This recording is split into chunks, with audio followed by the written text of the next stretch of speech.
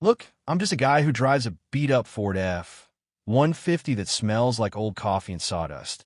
A guy who spent 20 years calculating the load-bearing capacity of steel beams and hoping his kids would actually call him back from college. So, I never expected to be the center of a federal racketeering case or the most hated man on the local evening news. My name is Elias Thorne, and if you saw me in the grocery store aisle, you'd think I was just another tired engineer in a stained Carhartt jacket. But for the last 18 months, I've been living a nightmare that started with a pile of dirt and ended with a $16 million ghost town. It started with 47 acres of pristine Oregon timberland that my grandfather, Silas Thorne, bought back in 1968 for the price of a used sedan and a firm handshake, a place that smelled like pine needles and silence, the kind of land where the world felt like it had forgotten to keep moving. When Silas passed away, he left me that land with a single, handwritten note tucked inside the original yellow deed that just said, in quote, "Elias, they don't make any more dirt, so don't let the vultures pick the bones of what I built," end quote. And I took that to heart even when life got messy. I went through a brutal divorce, worked 80-hour weeks to keep my head above water, and didn't end oppos to make it up to that mountain for nearly 3 years, but I never missed a beat on the property taxes, paying every cent online every April because that land was my anchor or my retirement and my kids and Oppo's future. So imagine my heart dropping into my stomach when I finally drove up that old fire road in the fall of 2023, expecting to see the towering Douglas firs my grandfather loved, only to find a paved entrance, black iron gates, and a massive stone monument that read, in quote, "The Summit at Blackwood, a premier lifestyle community," end quote. I sat there in my truck, the engine idling and rattling, just staring at 96 Mediterranean-style villas with their fake stone facades and HOA-mandated beige paint, all sitting exactly where my forest used to be. It wasn't Oppos, just a mistake or a border dispute. It was a full-scale invasion, a sea of stucco and manicured lawns where families were literally unloading moving vans and hanging, in quote, "Home sweet home," in quote, signs on doors that were standing on my dirt. I barely made it past the gatehouse before a woman in a white Range Rover, looking like she'd been sculpted out of expensive plastic and resentment, pulled up and blocked my path with the kind of authority only people with too much money think they possess. Her name was Victoria Sterling, the HOA president and the face of the development firm, and she didn't oppose to even look at me. She just looked at my truck like it was a pile of trash someone had forgotten to haul away. When I told her I was the owner of the land, she didn't oppose to even blink. She just gave this sharp, practiced laugh and told me that the land had been abandoned for years, that her legal team had cleared the title through adverse possession, and that I was nothing more than a, end quote, delusional squatter, end quote, trying to shake down a legitimate business.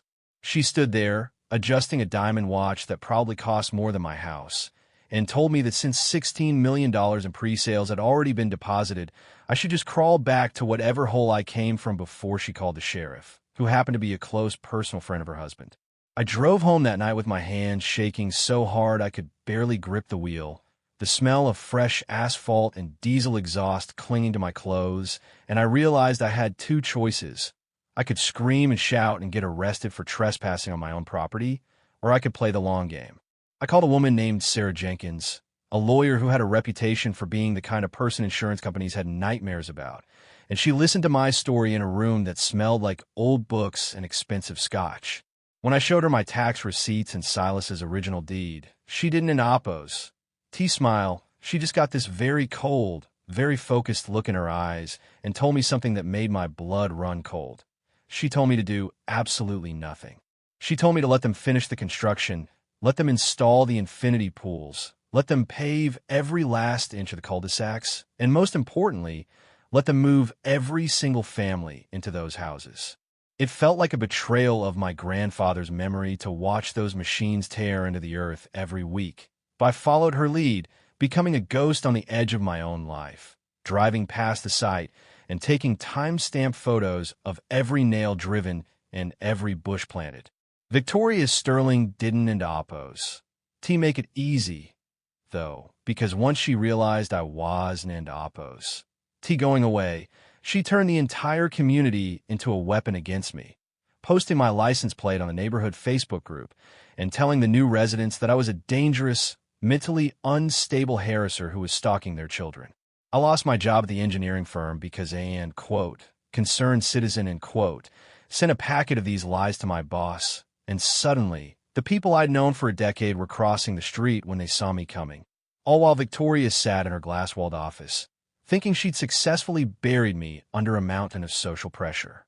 But the thing about people like Victoria and her husband, Marcus, is that they think they're the smartest people in the room because they've never met someone who has nothing left to lose and a paper trail that goes back 50 years. By the time we walked into that federal courtroom in the winter of 2024, the, end quote, summit at Blackwood, end quote, was fully occupied. 96 families were celebrating housewarmings, and the Sterlings were preparing to break ground on Phase 2. Their lawyer, a guy in a $3,000 suit who smelled like peppermint and arrogance, stood up and tried to argue that my claim was, end quote, frivolous, end quote, because the land was vacant. But that's when Sarah Jenkins stood up and dropped the nuclear option. She didn't oppose.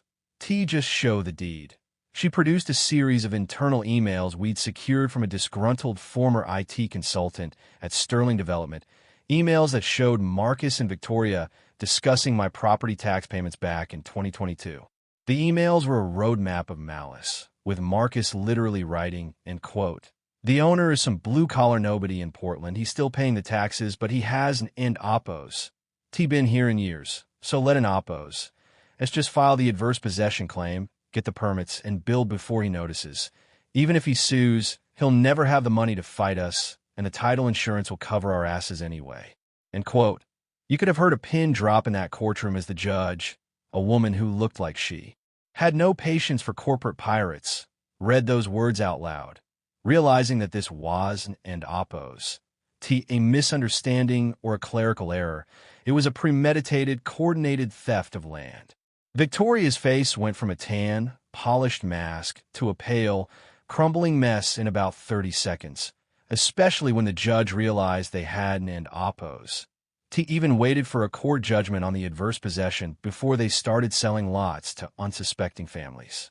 The fallout was like watching a slow-motion car crash that you'd been waiting for your entire life. Because once the fraud was proven, the entire legal structure of the development collapsed like a house of cards in a hurricane. Because they'd built on land they didn't end oppose. T-own, the 96 families suddenly found themselves living in houses that legally belonged to me, and the Sterlings were hit with a RICO racketeering charge that turned their little real estate empire into a criminal enterprise overnight. I didn't end oppose. T want to ruin those families, though. Most of them were just people like me who had worked hard for a piece of the dream. So we negotiated a settlement that stripped the Sterlings of every dime they had, including their Range Rovers and their beach house, to pay off the mortgages of every single resident in Blackwood. I'm sitting here now, looking at a photo of my grandfather standing on that land back in the 60s, and it's a weird feeling to know that I technically own a 96-home subdivision that I never asked for and never wanted. The forest is gone, and I can't oppose. T bring the trees back, but there's a park in the center of the neighborhood now, with a big stone monument that doesn't oppose. T saying, quote, the summit, end quote. It says, end quote, Silas Thorne Memorial Park, end quote. And every time I walk through there, I see Victoria Sterling's old neighbors waving at me. She's currently facing 10 years for wire fraud and money laundering, and Marcus is doing his best to flip on his business partners to stay out of a high-security cell, proving that the vultures eventually starve when they end quote, nobody, end quote. They tried to pick on turns out to be the one holding the leash. But it makes me wonder, if you found out your house was built on stolen ground, would you stay and fight for the person who took it, or would you help the person who actually owned the dirt? Did I do the right thing by letting them finish the houses just to trap them in their own greed, or was it cruel to let those families move and knowing the floor was about to fall out from under them? I want to know what you'd do if you were in my boots. Would you have sued the second you saw the first bulldozer, or would you have waited for the kill shot like I did? Drop a comment below and let me know if you think justice was actually served here, or if the only real winner is the guy who still has the deed.